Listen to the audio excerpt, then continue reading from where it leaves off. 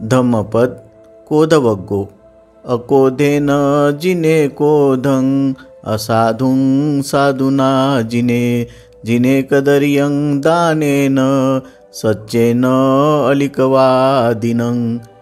अक्रोधाने क्रोधाला जिंकावे, साधुत्वाने असाधुत्वाला जिंकावे, दानाने कृपणाला जिंकावे, सत्याने खोटे बोलणाऱ्याला जिंकावे। अर्थकथा: एका माणसाची धाकटी बायको थोरल्या बायकोविषयी मत्सरी झाली आणि तिने तिला फार त्रास दिला, पण थोरलीने त्याचा राग मानला नाही।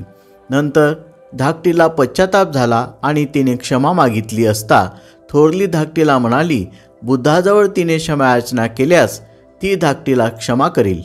धाकटीने तसे केल्यावर बुद्धाने वरीलप्रमाणे दोघींना उपदेश केला।